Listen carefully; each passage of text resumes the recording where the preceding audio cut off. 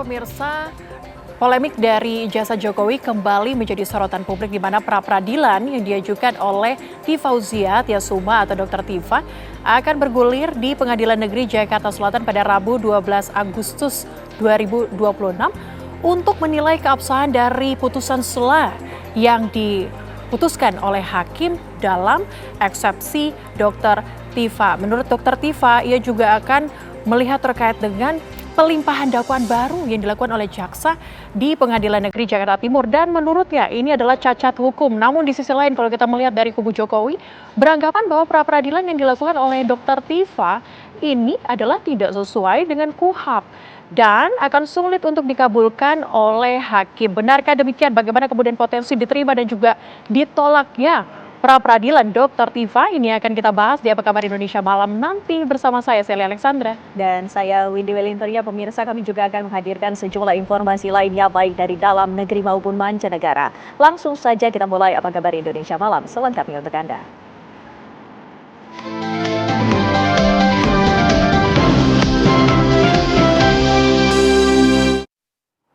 Informasi pertama pemirsa, di mana kebakaran lahan di Ogan Ilir, Sumatera Selatan meluas dalam sepekan terakhir. Api beberapa kali mendekati pemukiman dan memicu kepanikan warga. Di Desa Palem Raya, api mendekati pemukiman dan puskesmas pada malam hari. Warga panik dan meminta bantuan petugas untuk menghentikan perambatan api.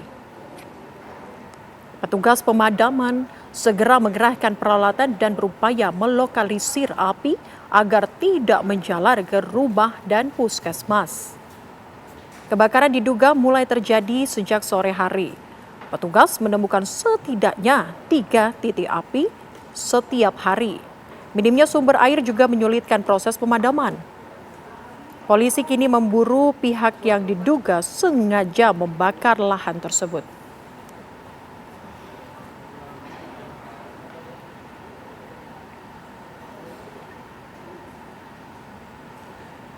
Kebakaran melanda sebuah gudang pembuatan kemasan kardus di Jalan Gede Bage Selatan, Kota Bandung, Jawa Barat.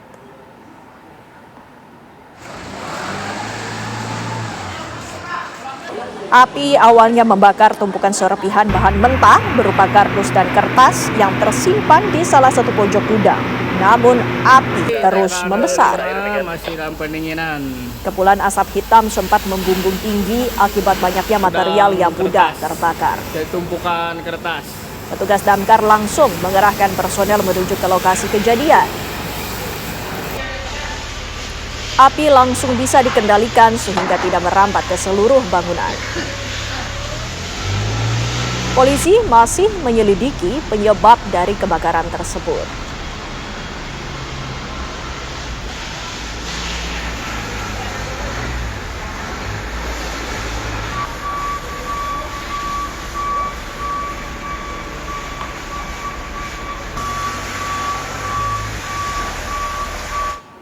Puluhan warga desa Batu Kuda, pemirsa Kecamatan Manca, Kabupaten Serang, Banten, dibuat panik lantaran beberapa kali mendengar suara ledakan disertai kobaran api yang cukup besar dari sebuah tempat galian pasir. Warga juga mencium bau menyengat yang membuat sesak dan perih pada bagian pernafasan. Suara dentuman disertai kobaran api yang cukup besar terjadi di sebuah tempat galian pasir yang membuat warga panik. Selain itu, banyak warga yang meninggalkan rumahnya karena mencium bau menyengat yang berasal dari lokasi tersebut. 2 orang warga dilarikan ke rumah sakit karena mengalami pingsan usai menghirup bau yang menyengat. Warga yang marah kemudian mendatangi balai desa setempat untuk meminta pertanggungjawaban terkait peristiwa tersebut.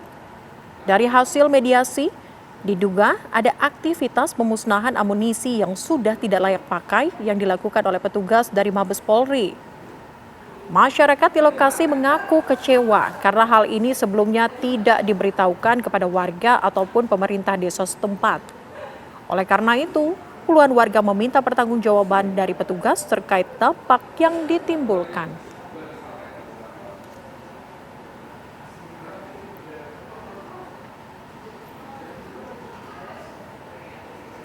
Lahan surya kencana Gunung Gede Pangrango di Cianjur, Jawa Barat terbakar. Api membesar dan menjalar ke lahan kering lainnya.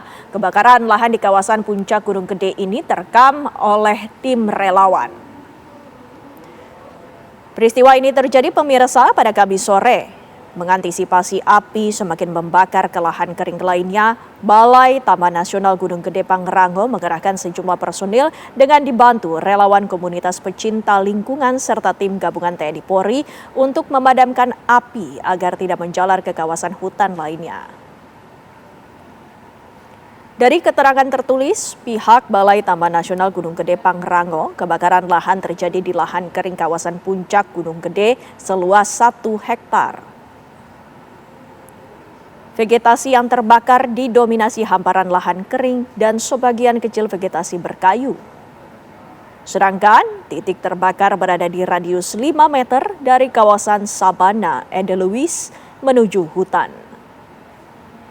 Hingga Sabtu siang tadi, api sudah berangsur-angsur padam di sejumlah titik. Namun, petugas gabungan masih berada di lokasi untuk mengantisipasi kejadian serupa. Jalur pendakian Gunung Gede Pangrango pun masih ditutup sampai batas waktu yang belum ditentukan.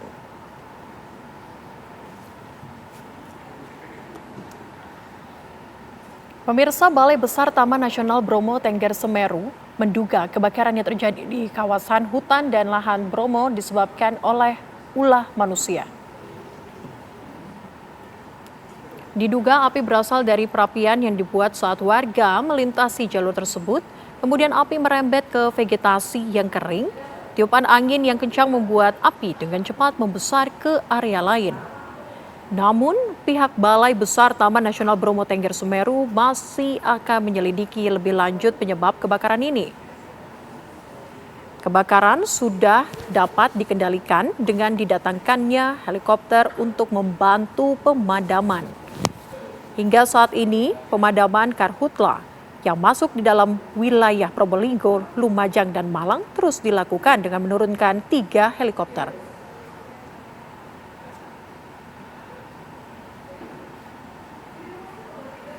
Polres Metro Jakarta Pusat melakukan olah tempat kejadian perkara di lokasi terbakarnya Gedung Bapenda di Jalan Abdul Muiz, Gambir, Jakarta Pusat. Polisi pun langsung memasang garis polisi tepat di depan gerbang pintu masuk gedung sambil menunggu proses penyisiran serta pendinginan selesai dilakukan oleh tim pemadam kebakaran. Selain melakukan olah TKP, polisi telah memeriksa 10 orang saksi, termasuk 1 korban yang sempat terjebak di lantai 15 dan kini masih menjalani perawatan di rumah sakit. Guna memastikan penyebab pasti kebakaran dan sumber api, polisi masih menunggu hasil olah TKP dan pemeriksaan lanjutan dari tim Puslapor Polri.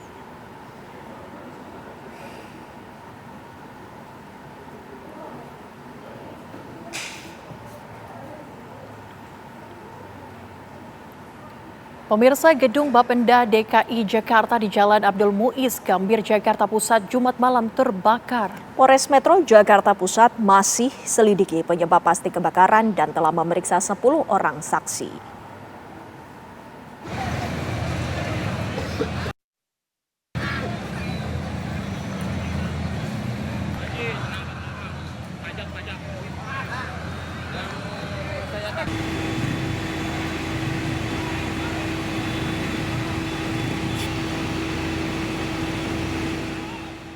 Kebakaran yang melanda Gedung Bapenda DKI Jakarta di Jalan Abdul Muiz, Gambir, Jakarta Pusat terjadi pada Jumat malam. Api terlihat terus berkobar disertai asap hitam yang membumbung tinggi. Api diduga berasal dari lantai 11 gedung yang kemudian menyambar ke sejumlah lantai lainnya. Kebakaran terjadi sejak pukul 21.30 waktu Indonesia Barat dan api sempat terlihat padam, namun tidak lama kemudian api kembali berkobar. Untuk memadamkan api, petugas mengerahkan lebih dari 20 mobil damkar dengan 100 personil. Saat kebakaran, seorang pria pegawai Bapenda DKI Jakarta berhasil diselamatkan oleh petugas dalam keadaan lemas, diduga karena menghirup asap kebakaran. Pria itu sempat terjebak beberapa jam di salah satu lantai gedung Bapenda. Korban langsung diberikan oksigen oleh petugas dan dibawa ke rumah sakit terdekat untuk dilakukan perawatan intensif. Sejak kebakaran terjadi, petugas telah memeriksa sebanyak 10 saksi untuk mencari penyebab kebakaran. Dari hasil penyelidikan sementara, polisi menemukan adanya informasi atas adanya aktivitas perbaikan dan renovasi yang terjadi di lantai 11 gedung teknis Bapenda yang diduga sebagai pemicu kebakaran. Tentu kurang lebih saat ini baik dari interview langsung di lapangan sejumlah 10 orang, namun hal ini kami masih mengutamakan keterangan-keterangan dan pelaksanaan untuk pemadaman di lapangan. Kami masih akan memastikan, tadi ada yang menyampaikan berawal dari lantai 11, di mana di lantai 11 itu sedang melakukan renovasi. Usai dinyatakan aman, polisi akan melakukan olah TKP dengan melibatkan laboratorium forensik Mabes Polri. Untuk pengamanan di lokasi kejadian, TNI Polri mengerahkan sebanyak 175 personel yang bertugas untuk mengamankan dan mensterilkan lokasi selama proses pemadaman. Dari Jakarta, Yoga Kuspratomo dan Haikal Vandea, TV One mengabarkan. Dan untuk memperbarui informasi terkini terkait kebakaran gedung Bapenda DKI, sudah ada rekan kami Atika Harahap yang akan mengabarkan langsung dari lokasi kebakaran. Atika, bagaimana informasi terbaru terkait dengan kebakaran? Ya baik, selamat malam Windy dan juga pemirsa TV One. Saat ini saya berada langsung dari depan gedung Bapenda DKI Jakarta yang mana proses pendinginan ini telah usai dilaksanakan pada siang hari tadi. Petugas pemadam penanganan sejak kebakaran melanda gedung pada Jumat malam hari tadi. Kepala Dinas Penanggulangan Kebakaran dan juga Penyelamatan atau Gulkarmat DKI Jakarta, Bayu Megantara, menyatakan proses pendinginan telah dilakukan dan telah selesai pada Sabtu siang, tepatnya pada pukul 12:05 waktu Indonesia Barat.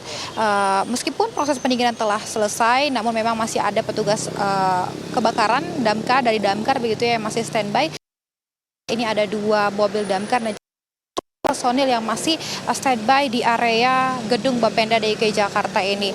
Langkah ini dilakukan untuk mengantisipasi potensi munculnya titik api baru sekaligus memastikan kondisi gedung benar-benar aman. Hingga kini penyebab pasti dari kebakaran gedung Bapenda sendiri masih belum terkonfirmasi apa penyebabnya, karena kami pun masih menunggu TKP dari puslapnya, tapi begitu ya Wendy, masih belum dilakukan olah TKP hingga dengan malam hari ini. Dan tadi juga kami mendapatkan informasi dari Kades Gulkarmat bahwa pada saat proses pendinginan masih berlangsung sekitar pukul 9:50 waktu Indonesia Barat, petugas menemukan api yang kembali terjadi di lantai 8 gedung. Meskipun memang terkonfirmasi bahwa pada Jumat malam kemarin ini ada kebakaran yang melanda ini di lantai 11 hingga dengan lantai 16. Namun tadi pagi ini sempat ditemukan percikan api yang merembet ke lantai 8 di pojok sisi kanan dari gedung Bapenda ini sendiri. Sementara itu, kalau dari pantauan kami pun, karena memang pendinginannya sudah usai dilakukan siang hari tadi, lalu lintas di sepanjang Jalan Abdul Muiz di depan area gedung Bapenda ini pun sudah mulai kembali normal, begitu ya, sudah mulai dibuka sehingga memang akses jalan untuk pengendara berjalan normal. Sementara pantauan gedung Bapenda kembali ke studio, Windy.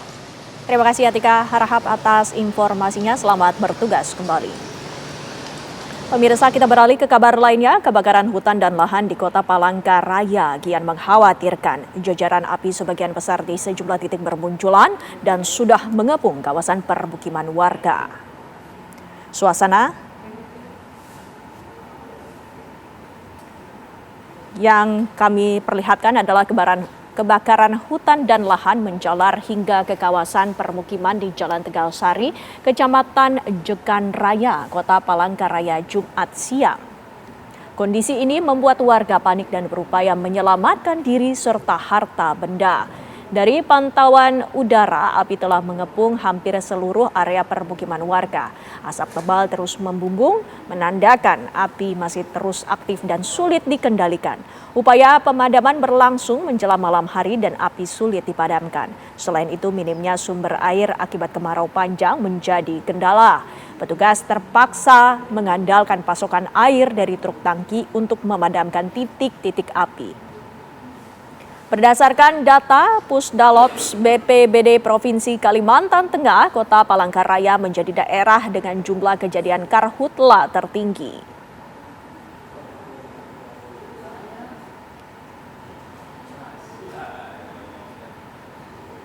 Pemirsa, sebuah truk bermuatan semen terbalik usai menabrak pohon pemirsa yang terjadi di Jalan Raya Pekayon, Kota Bekasi, Jawa Barat. Sang sopir yang diduga mengantuk saat berkendara. Suasana di Jalan Raya Pekayon, Jati Asi, Kota Bekasi mengalami kemacetan pada Sabtu pagi usai sebuah truk bermuatan semen terbalik. Satu orang korban yang merupakan sopir truk tewas di lokasi kejadian karena terjepit. Pihak kepolisian dan tim rescue Damkar Kota Bekasi langsung mengevakuasi truk yang muatannya berjatuhan ke jalan, serta mengevakuasi sopir truk yang menjadi korban kecelakaan ke RSUD Kota Bekasi untuk dilakukan visum. Saat ini, kasus kecelakaan ini tengah ditangani unit laka Satlantas Polres Metro Bekasi Kota.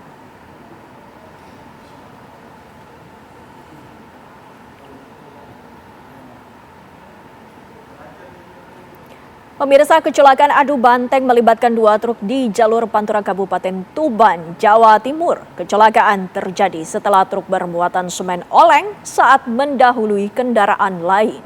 Kecelakaan bermula saat truk bermuatan semen yang dikemudikan oleh Suwito, warga Kasiman, Bojonegoro, oleng saat mendahului kendaraan lainnya.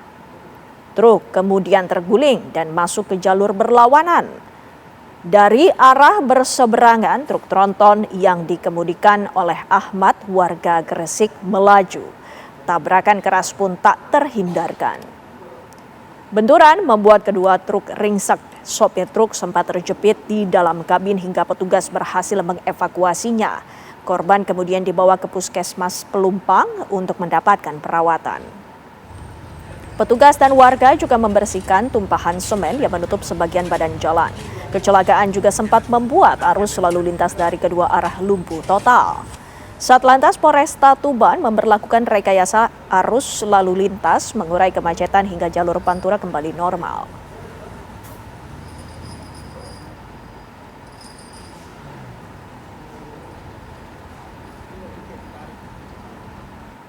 Berikutnya pemirsa, Polda Jawa Tengah menangkap 12 orang dari dua kelompok gangster asal Semarang dan Kendal.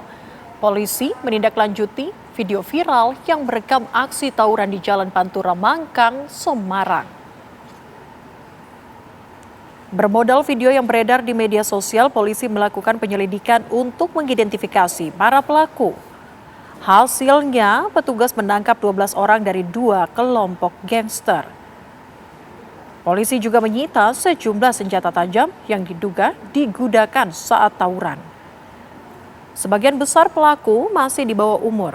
Kepolisian berkoordinasi dengan Balai Pemasyarakatan serta Dinas Sosial untuk melakukan penanganan.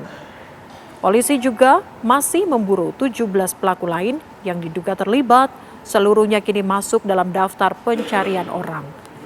Polisi menyebut penindakan dilakukan untuk mencegah aksi kekerasan serupa yang dapat membahayakan masyarakat dan mengganggu ketertiban umum.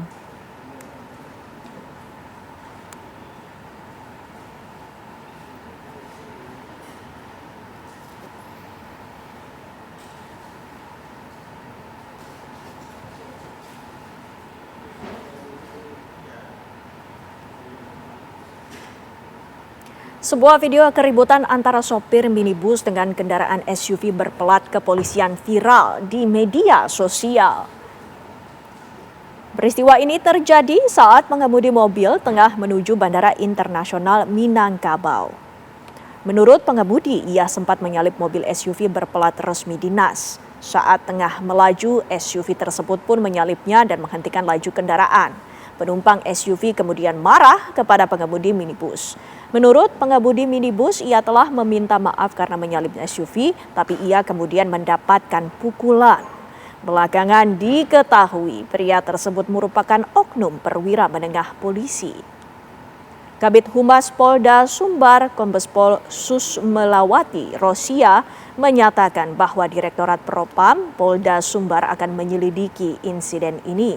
Sesuai dengan arahan Kapolda Sumbar, kasus ini akan diselesaikan secara transparan meskipun melibatkan pejabat utama Polda.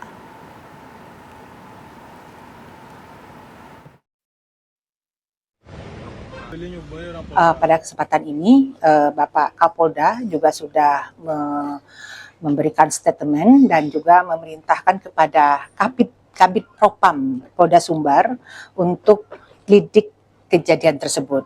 Dan sekali lagi juga Pak Kapolda menegaskan bahwa tidak ada anggota Polri yang melakukan pelanggaran itu luput dari sanksi, baik siapapun dia, apapun pangkatnya, apabila melakukan pelanggaran tentu saja tidak ada yang luput dari sanksi. Ini penegasan tegas dari Bapak. Pemirsa, Kepolisian Satreskrim Polres Semarang berhasil menangkap 2 pelaku pencurian dengan kekerasan yang mengakibatkan korban meninggal dunia. Informasi lengkapnya akan kami hadirkan usai jeda. Tetaplah bersama kami.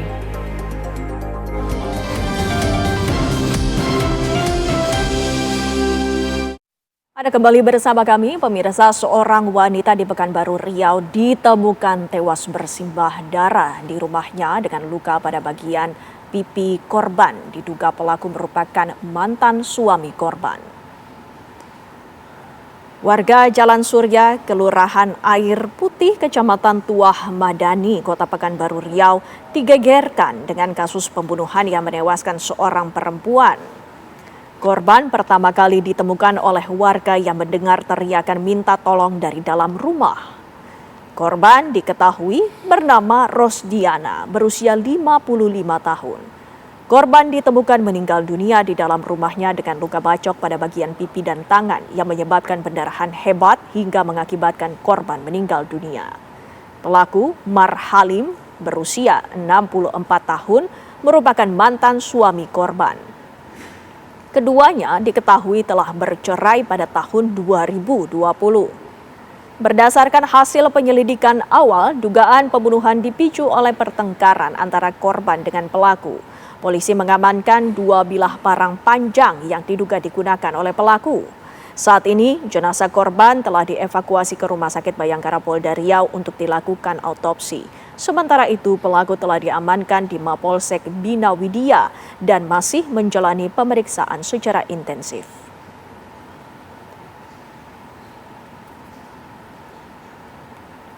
Kepolisian Satreskrim Polres Semarang berhasil menangkap 2 pelaku pencurian dengan kekerasan yang mengakibatkan korban meninggal dunia. Keduanya diamankan kurang dari 24 jam di Ambarawa dan Semarang. Dalam penangkapan ini, polisi menemukan puluhan barang bukti berupa HP, cairan pembersih yang diduga atau digunakan tersangka untuk membersihkan lantai, serta sebuah mobil yang digunakan tersangka untuk menyembunyikan jenazah korban di wilayah Grobogan, Purwodadi. Dari hasil penyelidikan sementara, para tersangka awalnya hanya hendak mencuri. Namun karena aksinya diketahui korban, pelaku pun panik, kemudian memukul kepala korban hingga menggunakan palu hingga korban tak sadarkan diri. Tersangka kemudian sempat mengambil puluhan HP dan membawa kabur mobil korban serta yang kemudian ditinggalkan di wilayah Grobogan. Dari hasil penyelidikan kepolisian, kasus ini berkaitan dengan dugaan pencurian dengan kekerasan yang mengakibatkan korban meninggal dunia.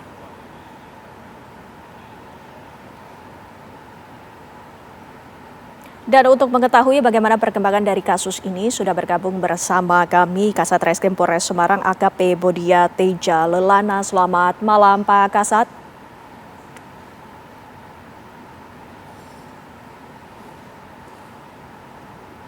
Suara saya terdengar ya?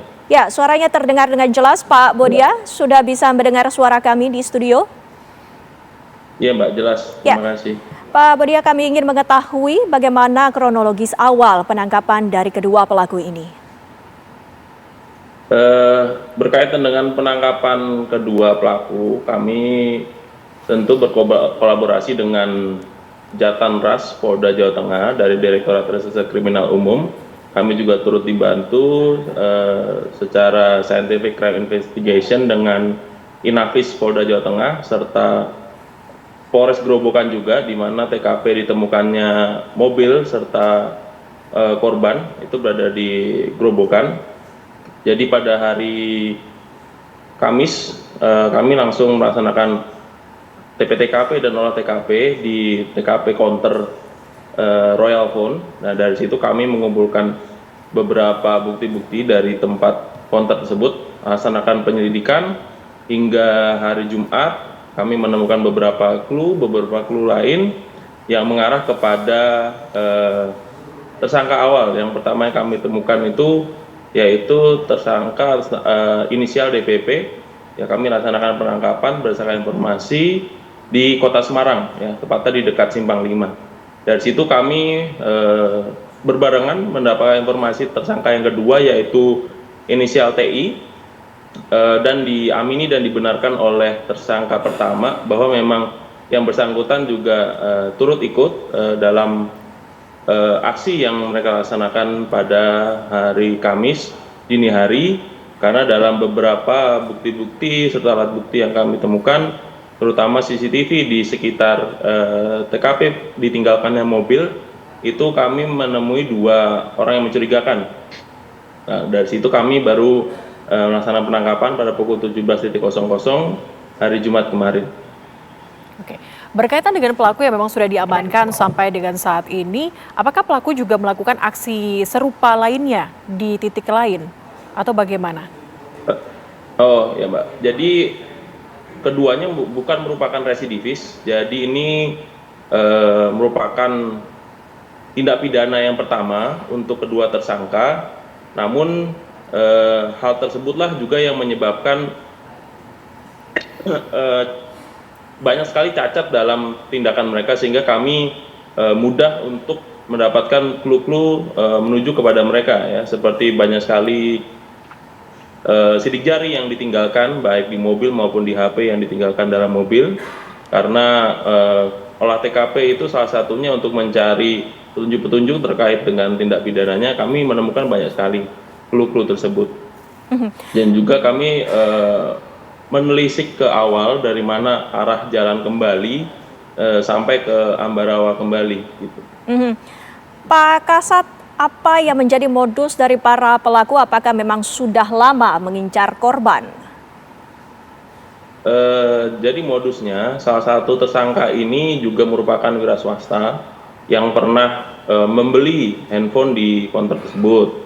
Ya, karena tahu dari counter tersebut memang keuntungannya mungkin banyak, ya, dari situ dia mengajak untuk bahasa Jawanya yang golek dit gitu, diajak sama tersangka mencari uang, dan disetujui dengan jawaban salah satu tersangka itu, ya siapa yang nggak mau punya uang banyak. Nah, diajaklah itu untuk pendalaman terkait sudah berapa lama diincar.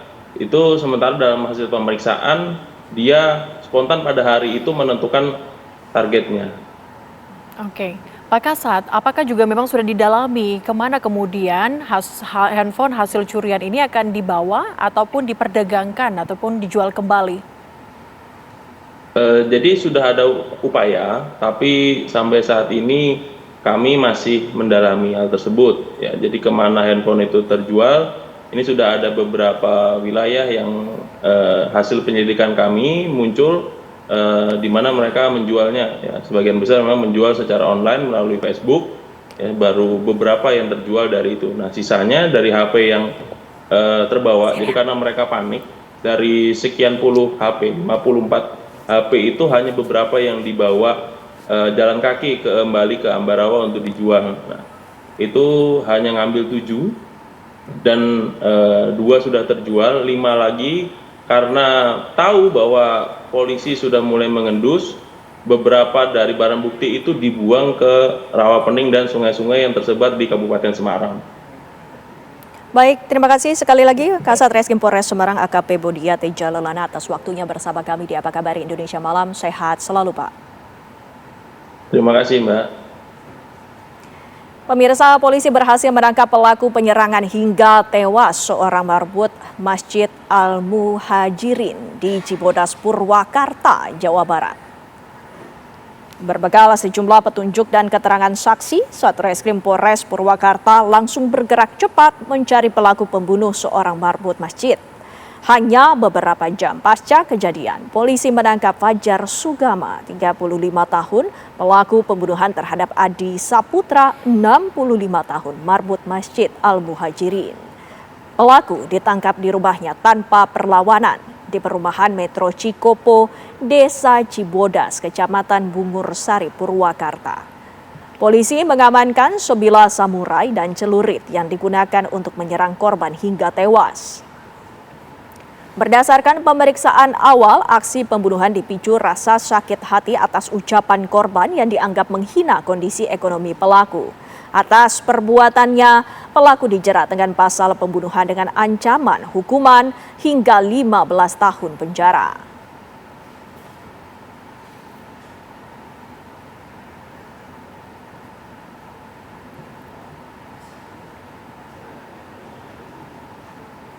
Informasi lainnya pemirsa, di mana oknum anggota Polres Bone yang terlibat dalam kecelakaan lalu lintas hingga menyebabkan seorang balita berusia 4 tahun meninggal dunia kini resmi ditetapkan dalam penahanan khusus oleh Seksi Profesi dan Pengamanan atau Propam Polres Bone. Setelah kecelakaan terjadi, oknum anggota Polri berinisial Ibda MA langsung diamankan ke Mapolres Bone untuk menjalani pemeriksaan sesuai prosedur yang berlaku. Kasih Propam Polres Bone menjelaskan, sesaat setelah kecelakaan terjadi, Ibda MA selain menjalani pemeriksaan internal juga bersangkutan menjalani tes urin. Dari hasil pemeriksaan tersebut, Ibda MA dinyatakan negatif dari penyalahgunaan narkotika. Proses penangkapan ataupun penanganan perkara ini mendapat pendampingan dari bidang Propam Polda Sulawesi Selatan termasuk Paminal Polda Sulsel terus mendalami peristiwa tabrakan yang menyebabkan seorang balita tewas ini. Polisi berjanji akan bersikap transparan dan profesional dalam menangani kasus ini.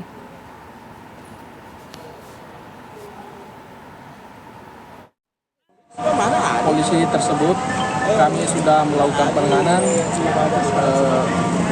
terus langsung kami amankan di Polres di Mako, kemudian kami melakukan tes urin terhadap personil tersebut dan hasilnya adalah negatif, dan kami terus mendalami kasus laka lantas tersebut dengan koordinasi dengan unit laka lantas Polres Bone untuk menemukan apakah ada pelanggaran disiplin ataupun kode etik. Pemirsa, polisi berhasil mengamankan terduga pelaku pembunuhan seorang wanita muda yang ditemukan tewas di kamar kos di Kabupaten Pindrang, Sulawesi Selatan. Pelaku diketahui bernama Maslan alias MS, berusia 28 tahun, warga Kecamatan Batu Lapa, Kabupaten Pindrang, Sulawesi Selatan. Dari hasil interogasi polisi, pelaku pun mengakui perbuatannya. Motif pembunuhan diduga karena kurangnya pembayaran jasa kencan. Pelaku mengaku mengenal korban dengan memesan melalui aplikasi micet dengan kesepakatan sebesar Rp500.000. Namun saat bertemu, uang yang dibawa pelaku tidak mencukupi. Saat korban menagih kekurangan pembayaran, pelaku panik dan terjadi cekcok. Dalam kondisi emosi, pelaku kemudian mencekik korban hingga tewas di dalam kamar kos. Dari tangan pelaku, polisi mengamankan sejumlah barang bukti, di antaranya telepon genggam, perhiasan emas milik korban, dan sepeda motor yang digunakan pelaku. Kini pelaku telah diamankan di Mapolres Pindrang untuk proses hukum lebih lanjut.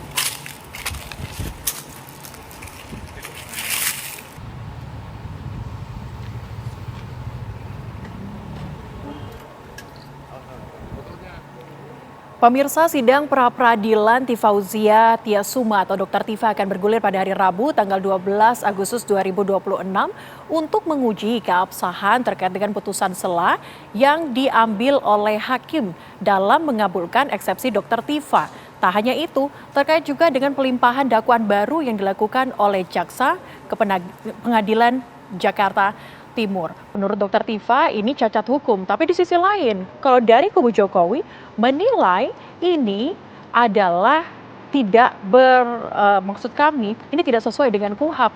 Begitu pula pemirsa, ini akan kita dalami nanti bagaimana kemudian diterima ataupun ditolaknya terkait dengan pra-peradilan. Usai jeda, tetaplah bersama kami.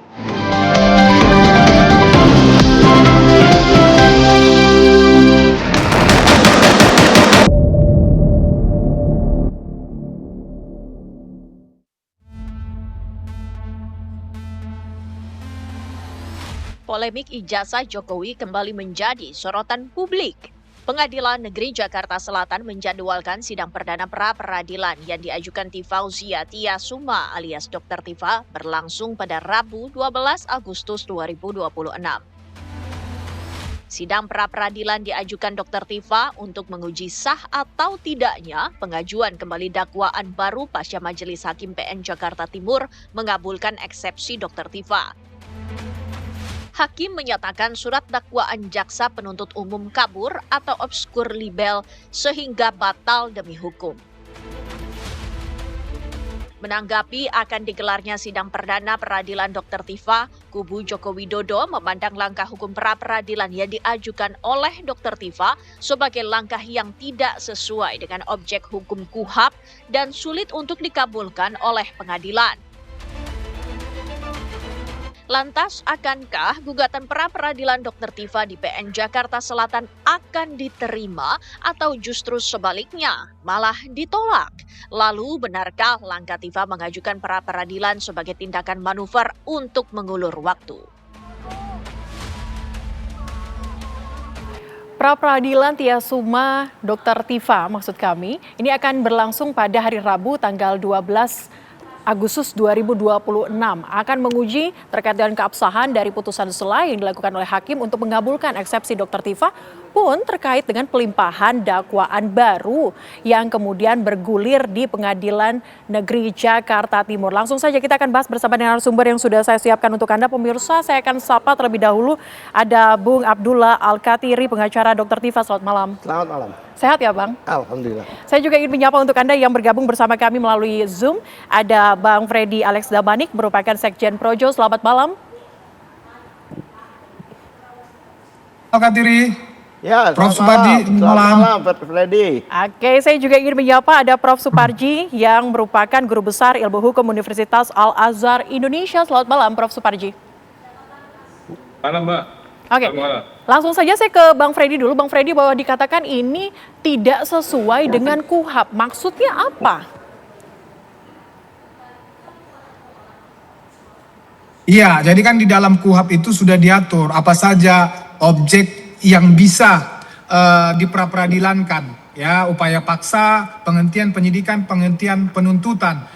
Ini masuk yang mana? Kalau penghentian penuntutan itu udah jelas hak terlapor, hak korban ataupun advokatnya. Nah, ini kan Dr. Tifa ini tersangka atau terdakwa. Tentu itu yang kami sampaikan bahwa itu bukan termasuk objek pra-peradilan. Tentu ini adalah hanya upaya untuk menghindari pokok perkara. Dan ini kami lihat ini Dr. Tifa beserta timnya ini bahkan termasuk Roy Suryo ini memanfaatkan kekosongan hukum, ya, celah hukum yang ada di KUHAP baru kita, ya, untuk ya menghindari pokok perkara. Jadi bayangkan tadinya ya Dr. Tifa yang sudah siap memasuki pokok perkara, tiba-tiba sekarang melakukan pra-peradilan. Tentu ini sudah dilakukan koordinasi, ya, agar tidak masuk ke pokok perkara. Jadi kami melihat ini memang upaya yang disengaja untuk menghindari, sekali lagi untuk menghindari masuk ke pokok perkara. Kita akan lihat ini ke depannya akan terus dilakukan seperti ini untuk menghindari pokok perkara. Kita nggak tahu ini sampai kapan nanti. Tentu seperti Roy Suryo akan ada kedua, ketiga, keempat, kelima. Ya, karena kami melihat ya pengadilan juga di sini.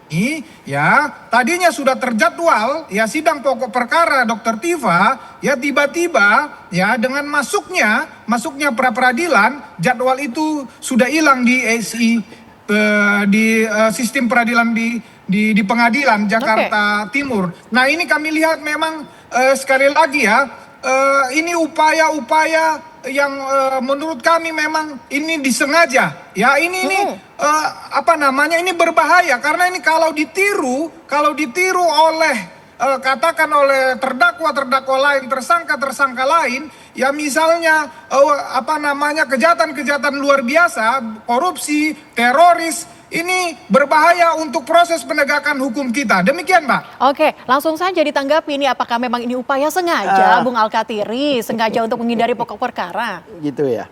Jadi gini, sebentar. Jadi begini. Kami ini kan melakukan hak kami ya, bahwa kami ke Prapid dan sebagainya itu kan diatur oleh undang-undang. Ya mau berapa kali, memang di KUHP baru itu mau berapa kali pun juga itu hak ya. Dan hak itu digunakan oleh. Tapi masalahnya bukan itu. Masalahnya kenapa kita pra peradilan? Memang karena ada satu pelanggaran menurut kami ya, secara undang-undang ya, yang dilakukan oleh JPU pada saat dia melakukan perbaikan. Ya. Jelas itu berhubungan dengan batal demi hukum kan? Putusannya kan batal demi hukum. Kalau namanya batal demi hukum itu kan sudah hancur, udah roboh lah. Kalau bangunan itu atau tanaman itu sudah sama. Tidak bisa pelimpahan dakwaan baru maksud sama Anda. akar-akarnya udah tercabut. Ya kan? Kenapa diperbaiki? Sesuatu yang sudah nggak ada diperbaiki. Itu kan fakta. Diperbaiki itu typo dan sebagainya. Ini enggak, ini sudah ditentukan adalah pada waktu dakwaan yang pertama itu udah batal demi hukum. Selesai. Bahkan dokumen yang sebegitu banyaknya dikembalikan itu putusan. Ya kan? Saya tadi memberikan, kalau saya boleh tayangkan di sini, saya berikan itu, ada nggak? Oke, kita coba siapkan, tetapi mungkin bisa dilanjutkan dulu nih Bang. Itu terkait dengan apa? Pra peradilan, ya kan? Kalau saya lihat di KUHP ini, saya bacakan ya. Oke, karena kita tampilkan ya. Seharusnya ditampilkan, yang pasal 15 itu. Ini sudah kita tampilkan, gimana? Mana? Belum. Sudah di layar itu betul? Terkait dengan pra peradilan adalah kewenangan pengadilan negeri. Saya pikir di layar yang gede itu. Oke, di sebelah sini. Gimana? Oke, kalau saya bacakan ya. Mengutip dari ini saya kutip, yang disampaikan.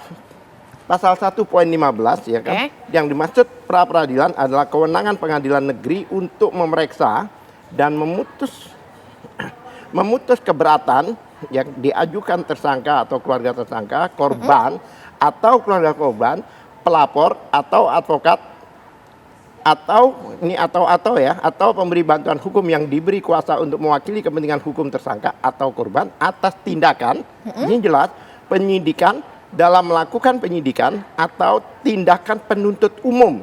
Jelas ini di definisi pra peradilan, tindakan penuntut umum dalam melakukan penuntutan menurut cara yang diatur dalam undang-undang ini. Berarti tidak disengaja untuk menghindari pokok perkara. Ada aturan, bukan masalah pokok perkara. Karena dasarnya pengulangan ini kan seharusnya putusan pengadilan. Dan ini berhubungan dengan pasal 75 ayat 4. Ya kan? Ayat 4 itu tidak disinggung. Bahwa ayat 4 itu kalau saya bacakan kembali di sini ya, yang dimaksud ayat 4. Karena di putusan hakim itu sendiri, itu menyatakan bahwa memang merujuk, ya kan, ke pasal 75, tapi ayat 4 tidak disinggung. Yang disinggung ayat 2B, ayat 3, bahkan 206 ayat 1, yaitu banding, perlawanan melalui banding. Harusnya demikian yang diambil langkah sama sedangkan yang dilakukan perubahan ini terhadap dakwaan yang sudah tidak ada, udah grounded lah, sudah nggak ada ini, apanya yang diperbaiki? Karena batal demi hukum itu artinya sudah tidak ada lagi. Dianggap tidak ada. Apa yang diperbaiki? Sesuatu yang tidak ada. Yang diperbaiki itu kan sesuatu yang ada. Ya itulah salah satu kita mau uji di pra peradilan. Ya, di pasal itu tidak disinggung oleh hakim karena di pasal 206 itu adalah melakukan seharusnya melakukan perlawanan sesuai pasal 206 itu, yaitu banding, bukan memperbaiki. Oke, tapi sebelum lanjut ke sana, saya pengen tahu dulu tadi kalau dikatakan sama Bang Freddy bahwa dikatakan ini tidak sesuai dengan KUHAP. Saya mau minta pandangan Anda dulu. Sangat sesuai banget karena itu dibacakan ya. Itu yang artinya sudah sesuai ada begitu. itu ya. Itu memperhatikan itu 75 ayat 4 tidak disinggung. Sedangkan perubahan itu adanya di 75 ayat 4 yang jadi mempertanyakan tindakan yang dilakukan oleh jaksa penuntut umum ya, begitu. Itu tidak benar karena 75 ayat 4 itu jelas, yaitu ada yang dikatakan bahwa hakim memberikan kesempatan. Ini subjektif. Bukan demi hukum, memberikan kesempatan, ya kan? Itu tidak dituliskan 204. Berarti hakim tidak memberikan kesempatan. Saya memberikan kesempatan ke untuk Bang Freddy dulu perubahan. untuk minta pandangannya. Bang Freddy gimana nih kalau misalnya ini katanya sudah sesuai dengan KUHAP, tapi berbeda pandangan dari kubu Jokowi. Tolong Bang Alkatiri jawab pertanyaan saya. Boleh. Objek pra-peradilan yang mana? Ya, objek pra-peradilan yang mana termasuk? Barusan saya bacakan bahwa untuk penuntutan itu juga diatur, makanya kami uji. Ada upaya paksa. Kalau kami mau ada penghentian penyidikan, ada penghentian penuntutan. Yang mana yang dari situ? Kalau kami mau melakukan pengujian terhadap kesalahan dilakukan oleh jaksa, kemana? Kalau posisi seperti itu, kemana? Bukan ya ke pra-peradilan itu. Faktanya oleh Jakarta Selatan diterima. Anda lihat aja nanti bagaimana kami berargumentasi. Itulah masalahnya. Saya bilang memanfaatkan celah hukum. Ada memang di undang-undang kehakiman memang pengadilan tidak boleh menolak menerima perkara. Nah, itu yang kalian manfaatkan. Faktanya agar diterima ini kok. terulang terus. Anda ini siapa? Ini faktanya kami diterima dan akan disidangkan. Iya. Kalau Anda bilang itu melakukan terobosan atau apa, itu berarti kecerdikan kami, kecerdasan kami. Ya justru itu. Nah, makanya itu Anda ikutin aja pra-peradilan tanggal 12 besok. Bagaimana kami akan berikan argumentasi, ya kan, sehingga itu diterima dan insya Allah akan dimenangkan, akan diterima oleh hakim. Nah untuk menjawab ini, kalau kami melakukan terobosan hukum, siap. Ditahan dulu nih Bang Alkatiri, ditahan juga Bang Freddy. Saya akan coba konfirmasi ke Prof. Suparji. Prof. Suparji, kalau Anda melihatnya ini, apakah sudah sesuai sebenarnya pra-peradilan yang diajukan oleh Dr. Tifa? Mengukur sesuai atau tidak kan dilihat dari prosedur ya, bahwa memang prosedurnya bagi seorang tersangka gitu ya, mungkin dalam ini sudah menjadi terdakwa, punya hak untuk menguji kan tentang sah dan tidaknya satu tindakan hukum dari penyidik atau penuntut. Cuman persoalannya secara substantif kan, bahwa dalam hal ini apakah kemudian termasuk objek pra-peradilan. Kalau dikaitkan dengan objek pra-peradilan memang tidak secara eksplisit mengakomodir tentang apa yang dibacakan Bang Alkatiri tadi, tindakan penuntut umum ya dalam melaksanakan kewenangan yang dimiliki. Bahwa objek pra-peradilan itu kan menguji sah dan tidaknya upaya paksa misalnya, atau penghentian penyidikan atau penuntutan, atau ganti rugi dan rehabilitasi, atau kemudian undue delay penundaan perkara tanpa alasan yang jelas, termasuk kemudian pembantaran. Jadi tidak masuk secara eksplisit tentang misalnya sah dan tidaknya dakwaan kedua atau revisi dakwaan. Jadi dalam konteks KUHAP yang lama, KUHAP yang baru maupun putusan MK tidak secara eksplisit menyatakan bahwa revisi dakwaan itu menjadi objek pra-peradilan. Apakah sebenarnya yang ditempatkan sebagai objek pra-peradilan ini adalah revisi dakwaan atau yang mana?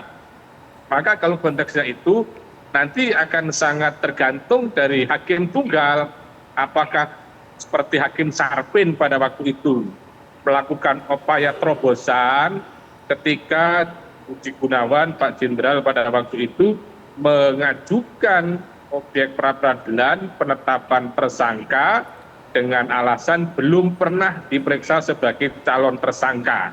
Jadi pada waktu itu belum ada payung hukumnya. Baru setelah itu ada putusan pra-peradilan yang mengabulkan dan kemudian diikuti dengan putusan MK 21/2014. Akhirnya segala bentuk upaya paksa, penetapan tersangka, penggeledahan dan penyitaan menjadi objek pra-peradilan. Artinya apa? Apakah hakim tunggal nanti akan berani mengambil terobosan, dan tadi Bang Freddy juga mengatakan bahwa pengadilan tidak boleh menolak perkara dan hakim bisa melakukan penemuan hukum. Nah, ini yang akan kita lihat nanti. Tetapi memang kalau secara eksplisit, secara formalistik, bahwa kemudian tidak mendapatkan payung hukum yang jelas. Tetapi payung hukum tadi yang dibacakan oleh Bang Al-Katiri tadi, pengertian dari pra-peradilan. Namun pengertian pra-peradilan kemudian dibatasi lagi tentang objek pra-peradilan. Nah, ini apakah nanti hakim akan berani mengambil satu tindakan bahwa akan memeriksa pra-peradilan tersebut dan akan sampai pada putusan menolak atau mengabulkan, atau tidak diterima karena menganggap bukan objek pra-peradilan. Ini ada kemungkinan tidak diterima, bisa ada kemungkinan dikabulkan, bisa kemudian ditolak. Ada kemungkinan hal tersebut karena kaitannya dengan gugatan atau permohonan pra-peradilan ini.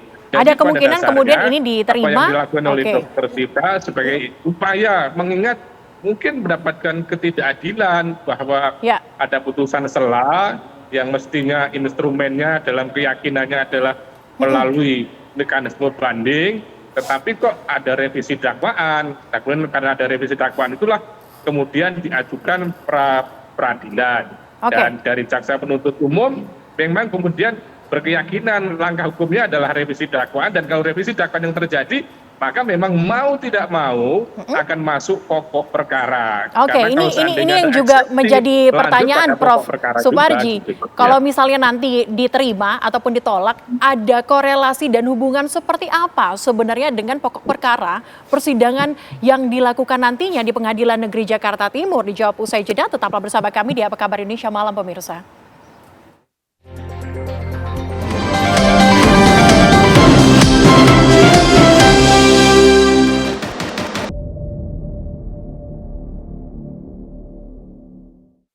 Minta pandangan dari Prof. Suparji terkait dengan korelasi antara keduanya, pokok perkara dan juga pra-peradilan yang nantinya akan disetujui ataupun ditolak. Saya mau minta pandangan dulu dari Bang Al-Katiri. Bang Al-Katiri, tadi kalau mengutip apa yang disampaikan oleh Prof. Suparji, bahwa kalau misalnya objeknya itu adalah revisi dakwaan, kemungkinan besar tidak akan diterima. Ya, masalahnya bukan begitu. Ini berhubungan dengan putusan. Putusan itu kan artinya batal demi hukum. Batal demi hukum dianggap tidak ada. Kecuali diterima sebagian atau apa. Ini tidak ada. Nah, sekarang yang direvisi apa? Itu masalahnya. Oleh sebab itu Prof. Suparji tadi katakan secara eksplisit kemungkinan diterima. Apalagi dalam definisi pasal 1.15 ini jelas yang dimaksud pra-peradilan itu yang tadi saya bacakan ulang ya. Pra-peradilan adalah bla bla bla bla, ya kan? Terakhir dikatakan apa? Termasuk tindakan penuntut umum dalam melakukan penuntutan. Di dalam definisi pra-peradilan sendiri. Oleh sebab itu hakim juga bisa menemukan hukum. Kan finding kan, bisa menemukan hukum dia. Karena peristiwanya memang nggak bisa, tapi kalau nggak bisa diapa-apain di sana gimana coba? Di sana itu yang dimaksud perubahan apa diperbolehkan untuk melakukan perubahan atau perbaikan itu kalau ada sesuatu typo dan sebagainya. Ini tidak. Nah, kita kembalikan, bahkan hakim sendiri dalam putusannya mengatakan tidak menggunakan ayat 4 itu. Karena ayat 4 itu hakim memberikan kesempatan. Tapi tidak disebutkan. Memberikan itu harus disebut oleh hakim. Bukan demi hukum dalam arti sudah otomatis. Tidak. Ada gerakan atau ucapan action di dalam putusan itu yang menyatakan bahwa memberikan kesempatan. Hakim saya tangkap poinnya bahwa secara eksplisit menurut dari Bung Al-Katiri ini kemudian kalau akan dia bilang disetujui. Kami melakukan terobosan hukum bukan terobosan hukum. Kami berdasarkan fakta terbukti di pengadilan yang di Jakarta Timur yang seharusnya pokok perkara dan sebagainya itu artinya dakwaan dan sebagainya itu diundur terus. Kemarin tanggal 6. Kemudian karena ada prapit kami tanggal 12, artinya juga menunggu hasil dari pra-peradilan ini. Sekarang udah nggak ada lagi di dalam daftar situ. Ya berarti apa? Hakim memahami bahwa ini penting pra-peradilan yang dilakukan kalau bukan ranah peradilan kan tetap dilaksanakan di sana. Faktanya tidak dilaksanakan. Nomornya itu kalau dilihat sekarang dengan nomor baru dan sebagainya, itu dengan nomor baru. Kalau dengan nomor baru, banyak ahli pidana menyatakan harus mulai dari awal. Oke, saya ke Bung Freddy. Bung Freddy, kalau tanggapan Anda seperti apa? Ini secara eksplisit katanya akan diterima oleh hakim pra-peradilannya. Ya, jadi bukan masalah, saya sih yakin tidak diterima, tetapi bukan itu masalahnya. Ini saya lihat ya, sekali lagi ini abuse of process ya. Jadi memang tadi kan itu ketentuan umum ya. Normanya pra-peradilan ini dari dulu sampai sekarang seperti itu. Bahkan putusan MK sudah mengatakan itu. Kemudian ya itu kan tadi sudah diulang-ulang ya, tidak ada ya objek pra-peradilan masalah. Tadi Prof. Supanji sudah menjelaskan ya, lalu masuk di mana. Tetapi saya lihat ya, ini ada pola ini, ada pola. Jadi tadi udah diungkapkan, ini Dr. Tifa bayangin sudah ada jadwal sidang.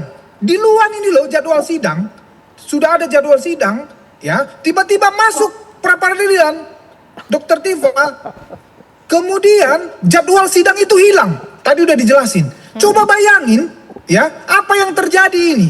Nanti kami akan lihat ya, dari pendukung Pak Jokowi kami akan melihat ada yang tidak di sini ya, pelanggaran ya, ada tidak sini. Karena kami dengar juga informasi. Kami dengar informasi di Pengadilan Jakarta Timur, Mahkamah Agung sudah mengirim surat.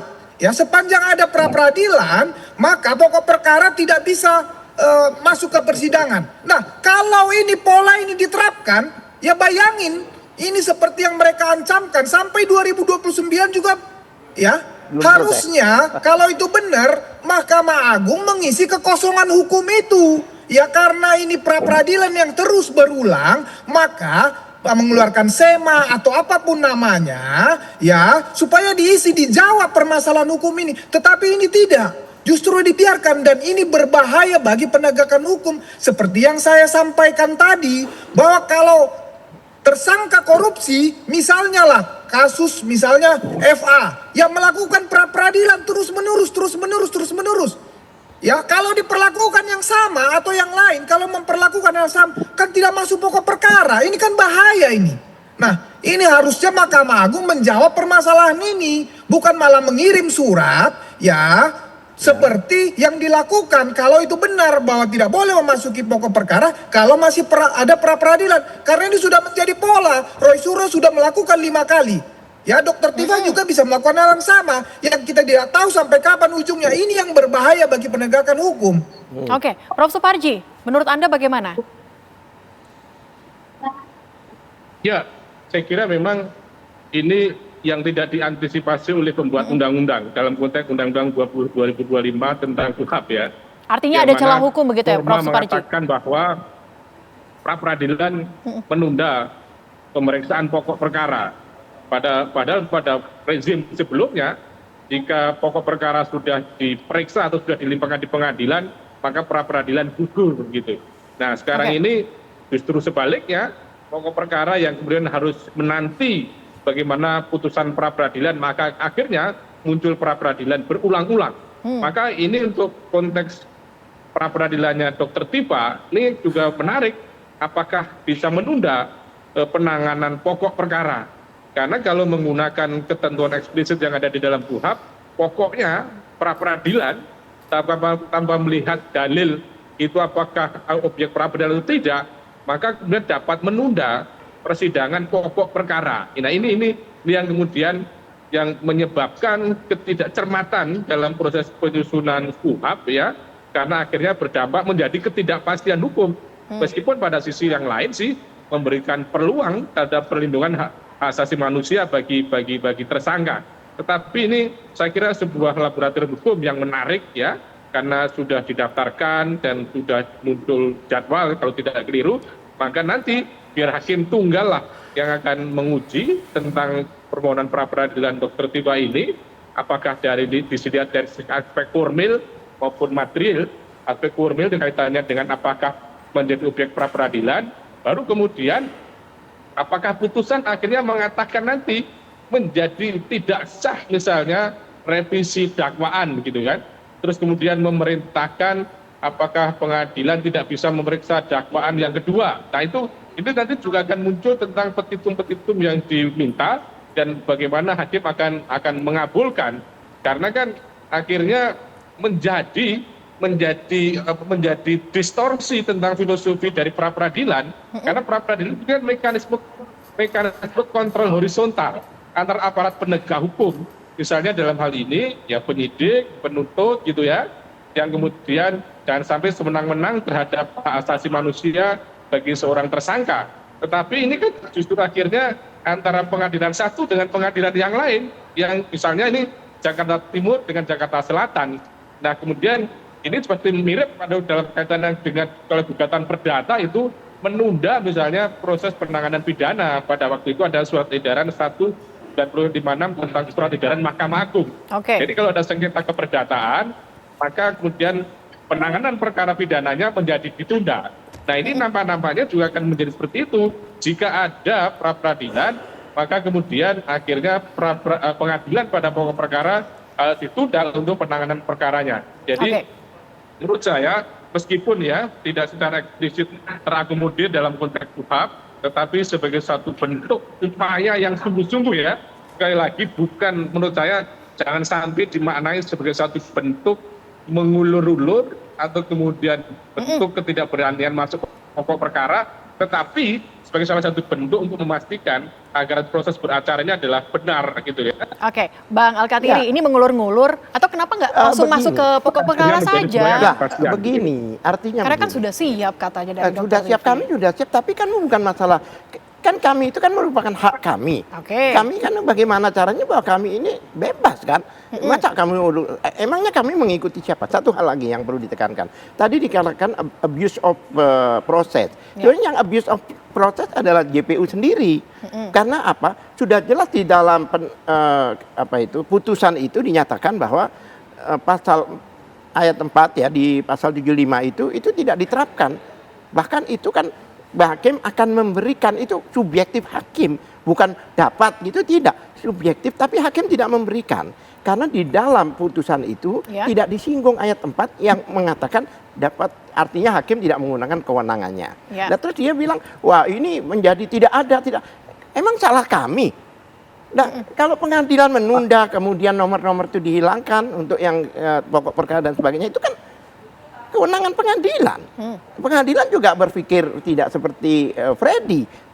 Memang ini nggak bisa kami masuk sebelum pra peradilan selesai. Kan 2 kali setelah tanggal 6, ya kan? Kemudian kan tanggal 13, sekarang tanggal 13 pun juga nggak ada.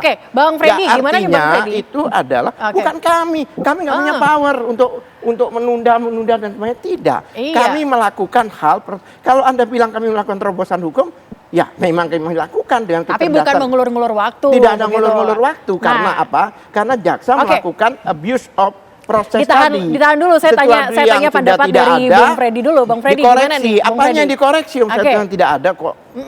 Bang Freddy, tanggapannya gimana? Tidak mengulur-ngulur? Ya, oke. Publik melihat nih ya, katanya tidak mengulur-ngulur. Oke.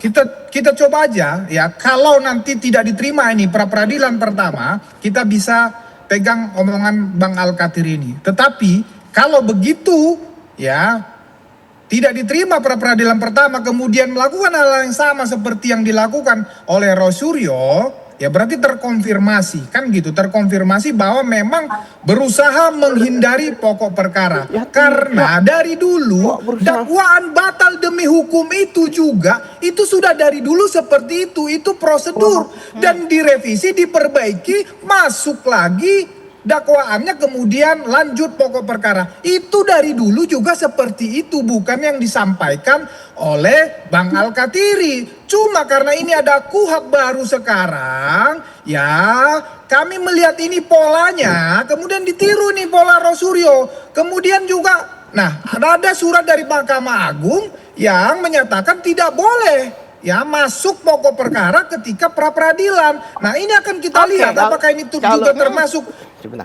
penyalahgunaan ya atau memang apa, nanti akan kita lihat ini. Jadi publik akan melihat ini semua, akan memantau. Jadi kan dulu berkoar-koar mau masuk pokok perkara, Pak Jokowi yang tidak masuk tidak berani pokok perkara. Nah sekarang publik kan bisa melihat siapa yang menghindari pokok perkara dengan argumen apapun kan begitu. Dari dulu batal demi hukum itu dari dulu Dakwaan batal demi hukum itu adalah prosedur dan direvisi masuk kembali pokok perkara. Kenapa berbeda sekarang? Kan itu masalahnya. Oke, singkat saja. Oke, itu kan diperbolehkan oleh undang-undang dan kami lakukan. Dan kami itu melakukan sesuai ketentuan undang-undang. Kalau enggak kan kami sudah diusir oleh hakim. Artinya nanti kalau misalnya tidak diterima, apakah akan mengajukan pra peradilan lagi? Lah, ada kemungkinan. Kami lihat lagi putusan. Kalau putusan itu bisa sebentar. Putusannya tuh kalau tidak diterima dan itu putusan itu ada sesuatu yang bisa kita lakukan gugatan lagi di pra peradilan permohonan, ya kami lakukan. Karena kami we do our best. Kami lakukan yang terbaik untuk ini. Kita kami tunggu ya Bang Al-Katiri. Faktanya tolong bahwa kami itu tidak pernah meminta mereka untuk menghapus dalam daftar jadwal persidangan. Itu bukan kewenangan kami. Kami tidak punya kewenangan. Baik, Nah, oke. mereka Kita berpikir tinggal logis tunggu saja di Bang Al-Katiri, dan kemudian Bang formil, Freddy, sehingga bagaimana kemudian pra menunda-nunda. peradilan nantinya. Apakah memang nantinya hakim akan berpihak ke Dr. Tifa untuk mengabulkan terkait dengan pra peradilan yang kemudian diajukan saat ini pada Rabu 12 Agustus nanti. Terima kasih Bang Al-Katiri sudah bergabung bersama dengan kami. Terima kasih juga Bang Freddy. Terima kasih juga Prof. Suparji sudah bergabung bersama dengan kami di Apa Kabar Indonesia malam kali ini. Usai jeda kami akan hadirkan beragam informasi lainnya untuk Anda. Tetaplah bersama kami.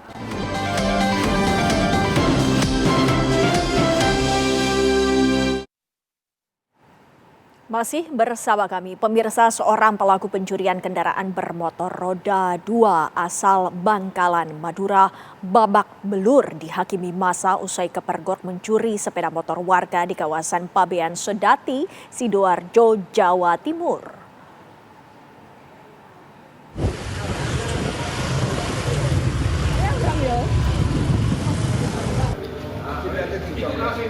Inilah kondisi pria berinisial MB 36 tahun, warga Teragah, Bangkalan, Madura saat dihakimi massa di kawasan Pabean Sedati, Sidoarjo karena kedapatan membawa motor yang dicurinya. Meski sejumlah anggota kepolisian Polsek Sedati telah berada di lokasi kejadian, namun polisi tidak dapat membendung amarah massa yang terlanjur geram terhadap ulah pelaku. Polisi akhirnya berhasil mengamankan pelaku ke kantor desa setempat dan langsung membawa pelaku ke Puskesmas dan Mapolsek Sedati Sidoarjo beserta barang bukti sepeda motor metik yang gagal dicuri. Dari hasil pemeriksaan polisi, pelaku mengaku melakukan pencurian dengan dibantu 2 rekannya yang melarikan diri. Pelaku pun sering melakukan aksi curanmor di sejumlah tempat di wilayah Sidoarjo, Surabaya, dan Pasuruan.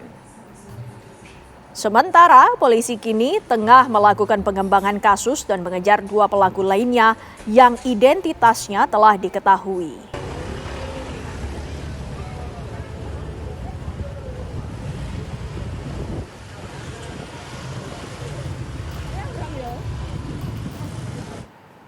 Potongan kaki manusia ditemukan mengapung di pantai utara Tuban, Jawa Timur. Temuan tersebut membuat gempar warga sekitar. Seorang pekerja budidaya benur, Wahyu Nur Rahman, dikejutkan dengan bungkusan mencurigakan yang terapung di tepi laut. Setelah diteliti, ternyata bungkusan tersebut berisi potongan kaki kanan manusia dengan kondisi membusuk. Temuan tersebut langsung dilaporkan ke Ketua RT setempat dan diteruskan ke Polsek Palang. Polisi bersama tim Inafis Polresta Tuban langsung datang ke lokasi untuk mengidentifikasi dan mengevakuasi potongan kaki tersebut. Potongan kaki tersebut kemudian dibawa ke RSUD Kusma Tuban untuk pemeriksaan lebih lanjut. Dugaan sementara kaki yang ditemukan mengapung merupakan hasil amputasi akibat sakit milik warga Kecamatan Montong yang sengaja dibuang ke laut sebagai tradisi buang sial.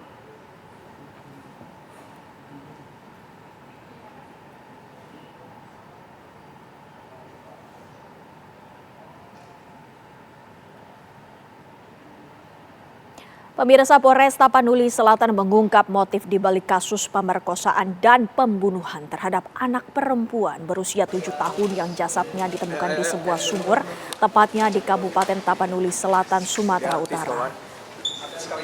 Dari hasil pemeriksaan kepolisian, pelaku nekat melakukan aksi kejinya itu lantaran terobsesi video porno yang baru saja ditontonnya dan sedang di bawah pengaruh narkotika jenis sabu.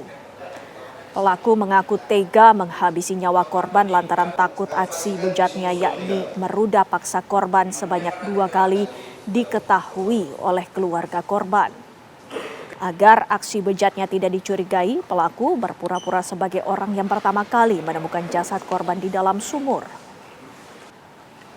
Selain mengamankan pelaku, polisi juga menyita sejumlah barang bukti, di antaranya kain sarung yang digunakan untuk mengangkat korban, pakaian korban, sepeda motor, dan sejumlah barang bukti lainnya. Untuk mempertanggungjawabkan perbuatannya, pelaku dijerat dengan pasal berlapis dengan ancaman hukuman penjara seumur hidup. Gak usah pincang-pincang, kan udah paham nih orang.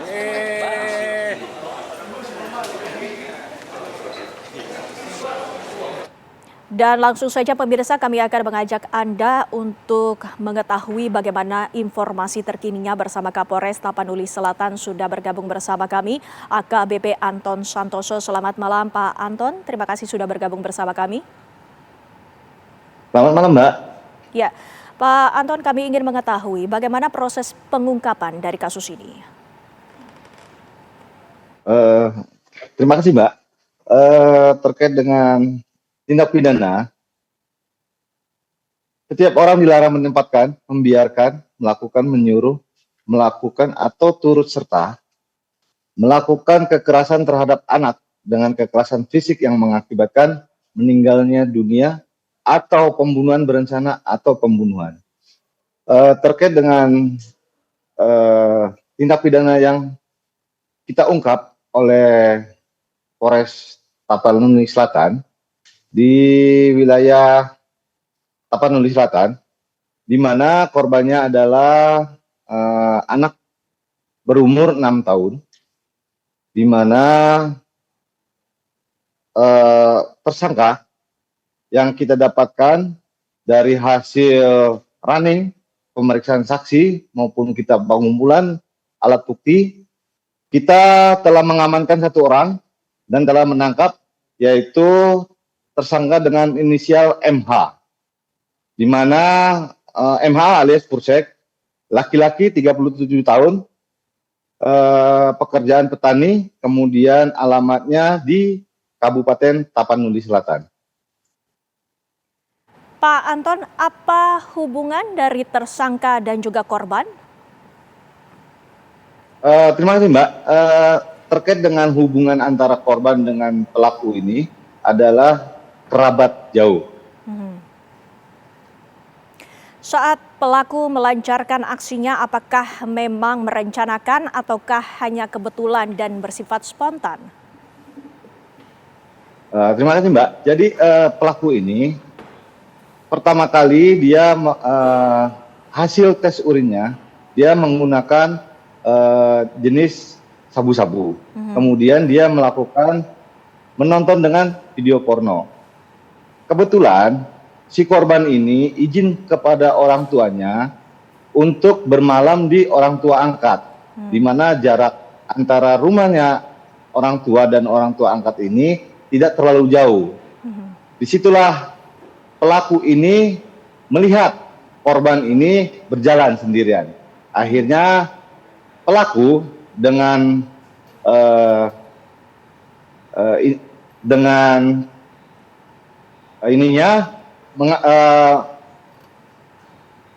ini pelaku kemudian membawa pelaku ini ke sebuah pondok dan dilakukan secara paksa terkait dengan pelecehan seksual awal mulanya. Baik, terima kasih sekali lagi Kapolres Tapanuli Selatan AKBP Anton Santoso, waktunya bersama kami di Apa Kabar Indonesia Malam. Selamat malam Pak, sehat selalu. Terima kasih. Pemirsa, kita beralih ke kabar lainnya. Pelaku pembunuhan juru parkir di Banjar, Jawa Barat dibekuk polisi di wilayah Bandung. Pelaku mengaku dendam kepada korban karena uang hasil parkir tidak pernah disetor. Resmob Satreskrim Polres Banjar berhasil membekuk tersangka Syarif alias UU yang melarikan diri di kawasan Pasir Koja, Bandung. Pelaku sempat melakukan perlawanan, namun akhirnya bisa ditangkap polisi. Kepada petugas, tersangka mengaku dendam karena korban sesama juru parkir yang tidak menyetorkan uang hasil parkir kepada pelaku. Pelaku dijerat pasal berlapis tentang pembunuhan berencana dengan ancaman hukuman maksimal 20 tahun penjara.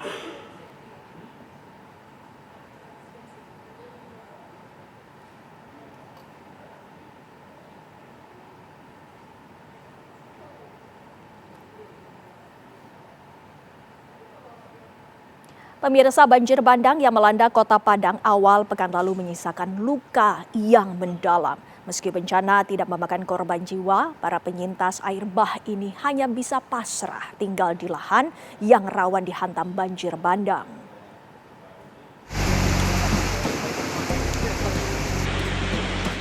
Banjir bandang menerjang Kampung Tanjung yang berseberangan dengan Kampung Guo di Kecamatan Kuranji, Padang, Sumatera Barat, Senin awal pekan lalu.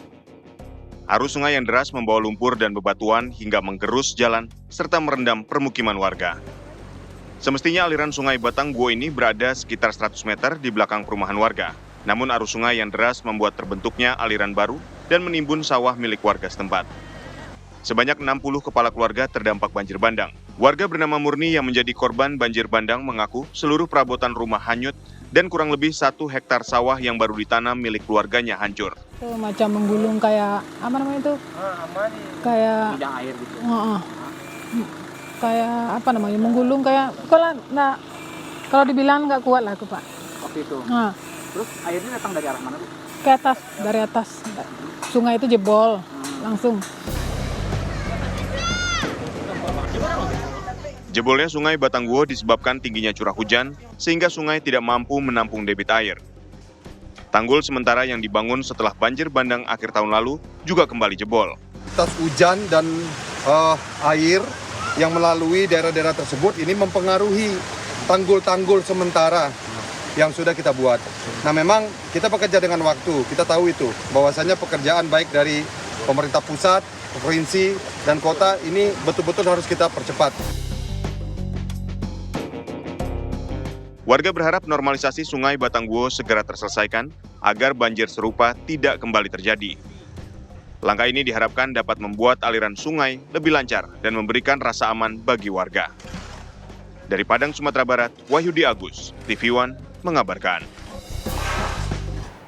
Keluarga almarhumah Winda Lorenza Gowasa resmi melaporkan dugaan tindak pidana pembunuhan ke Polda Sumatera Utara. Selengkapnya sesaat lagi.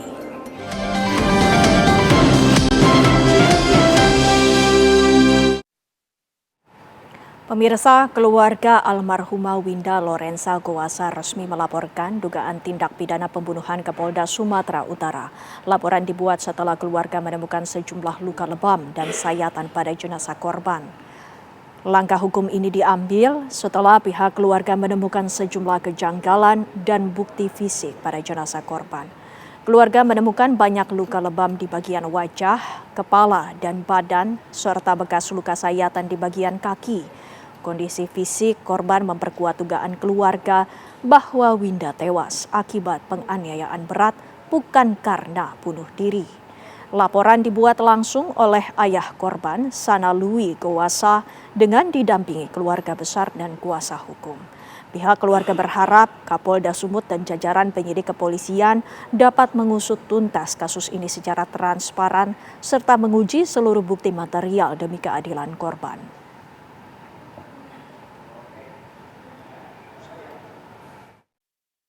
Investigasi yang dilakukan tim lapor, hasil forensik juga dilakukan, scientific investigasi pada saat olah TKP oleh tim Inafis, pada saat pengujian senjata, pada saat melihat hasil otopsi dan lain-lain dengan saksi yang menguatkan pada saat itu. Tadi sudah kami sampaikan beberapa kasus kemarin bahwa saksi sempat terjadinya komunikasi yang sifatnya pencegahan dan dikuatkan oleh anaknya sendiri bahwa terjadi komunikasi sebelum meninggal. Posisi korban berada di kamar mandi, saksi yang dua berada di luar kamar mandi dan dikunci dari dalam, dan posisi terakhir mayat korban, mohon maaf, itu menutupi, menyender ke dalam ke pintu. Dugaan awal kami menyimpulkan itu adalah bunuh diri. Lantas bagaimana kronologis dari peristiwa ini? Sudah bergabung bersama kami Grace Veronica Gowasa yang merupakan adik kandung korban. Selamat malam Mbak Ica, terima kasih sudah bergabung bersama kami. Ya, selamat malam. Ya, Mbak Ica, pertama-tama kami ingin mengucapkan turut berduka cita atas peristiwa yang terjadi. Mbak Ica, kami izin untuk bertanya, bagaimana pihak keluarga ini pertama kali mengetahui atas peristiwa yang terjadi? Kami diberitahu pada hari Minggu sekitar sore hari saya dikabarkan oleh keluarga dari Iman bahwasannya kakak saya sudah meninggal dunia.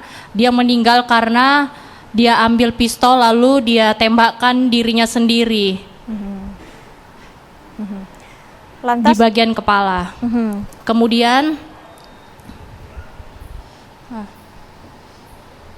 setelah itu saya disuruh tenang.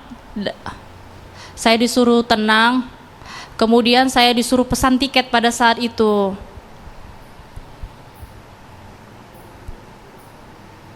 Ya, Mbak Ica, lantas apa yang menjadi kecurigaan dari pihak keluarga?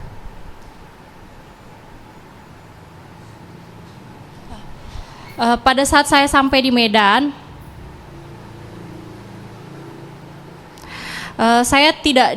kami semua tidak diperbolehkan untuk melihat jenazahnya.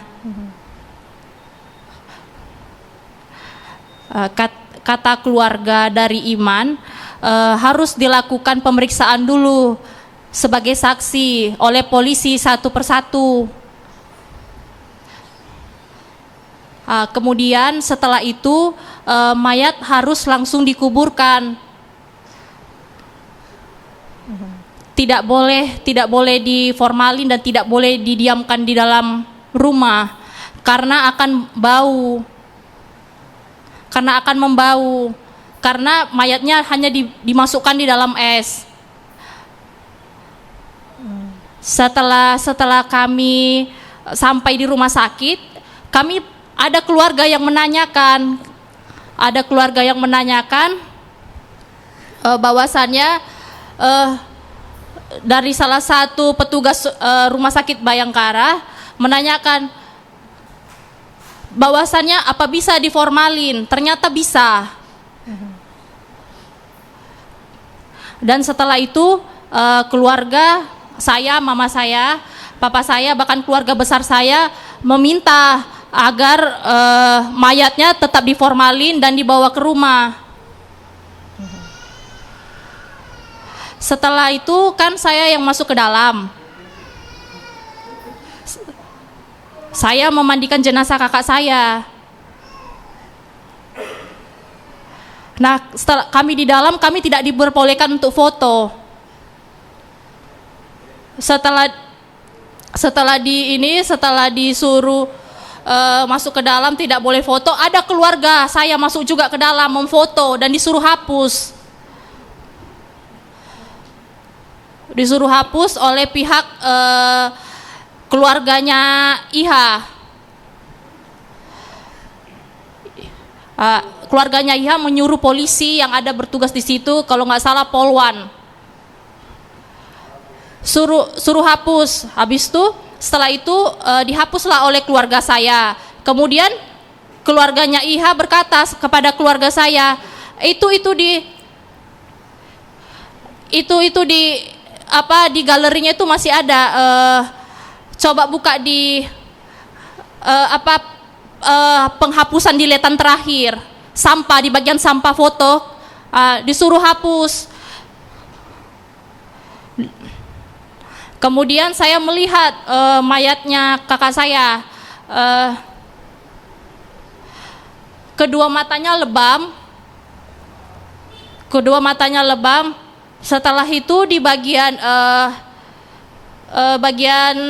kepala kirinya ini bonyok ambles, tulangnya ambles ke dalam. Kemudian yang sebelah kanan ada bekas jahitan. Setelah itu di bagian leher itu ada bekas jahitan. Nah, kemudian ada sepupu saya, kakak saya juga masuk ke dalam. Dia tanya ke petugas, "Lo ini jahitan apa?" katanya gitu. Dibilang orang di dalam itu bekas suntikan, habis dikasih obat. Nah, kami bertanya-tanya, itu suntikan obat apa ya? Terus nggak dijawab. Kemudian setelah itu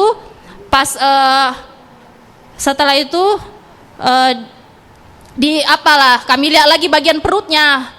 Kami nggak ada tanya sama petugasnya. Petugasnya bilang, itu ada bagian memar di bagian atas pusarnya ada biru. Petugasnya langsung bilang, itu bukan bekas apa-apa ya, itu hanya pembusukan karena udah lama. Padahal kami di situ nggak ada tanya. Kemudian kami melihat ada memar-memar di bagian pahanya, bagian paha kiri, paha kanan, terus di bagian punggung kaki kiri dan kanan, kemudian di bagian agak sedikit dekat lutut ada goresan. Kemudian saya juga melihat di bagian kukunya sebagian ada yang menghitam, sebagian tidak ada yang menghitam. Jadi selama kami di dalam kamar jenazah, mulai dari melihat mayat, kemudian memandikan, kami tidak boleh sama sekali merekam. Setelah itu, setelah dimandikan, saya pakaikan baju kepada jenazah. Kemudian barulah dibuka pintu. Setelah dibuka pintu, masuklah Iman melihat kakak saya, bahkan keluarganya juga masuk. Baik. Mereka menyuruh saya, mereka menyuruh saya untuk memberikan makeup. Terus saya bilang saya tidak punya makeup di sini. Kata mereka, udah Cak, kasih aja lipstick. Baik. Kasih aja lipstick. Ya. Kasih lipstiknya itu merah-merah di mata, tapi saya tidak melakukannya. Baik, Mbak Ica. Dari kejanggalan tersebut dari pihak keluarga lantas memutuskan untuk melaporkan kepada pihak kepolisian. Kami doakan agar kasus ini dapat menemui titik terang. Terima kasih sekali lagi Mbak Ica. Grace Veronica Goasa yang merupakan adik kandung dari korban. Sekali lagi terima kasih, selamat malam Mbak. Selamat malam. Pemirsa, kutukan Indonesia di Piala AFF kembali berlanjut. Indonesia harus kembali gagal membuka asa meraih gelar juara usai tersingkir di fase grup sesaat lagi.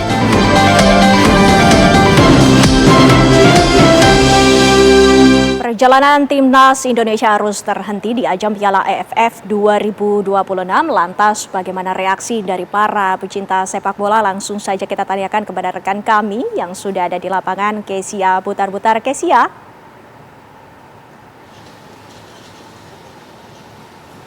Ya, selamat malam Windy dan juga pemirsa. Terkait laga kemarin antara Indonesia dan juga Singapura dengan skor 1-1 ini tentunya membuat timnas Indonesia gagal untuk menuju babak semifinal di Piala AFF 2026. Tentunya ini juga menyisakan kekecewaan bagi para pendukung dari timnas Indonesia. Lalu bagaimana tanggapan dari penonton ataupun pendukung dari timnas Indonesia? Kami akan tanyakan kepada, halo kakak, namanya siapa kak? Ya, nama saya Firman. Boleh Kak, gimana tanggapannya terkait timnas ini gagal melaju di Piala AFF 2026? Ya kalau menurut saya sih dari segi permainan udah oke ya lawan Singapura. Cuman ya apa saya bisa bilang sih, jadi ya udah berusaha sih timnas kita. Ya mau gimana, tapi emang Singapura juga oke sih mainnya. Nggak bisa dikubung kiri juga tuh Kak.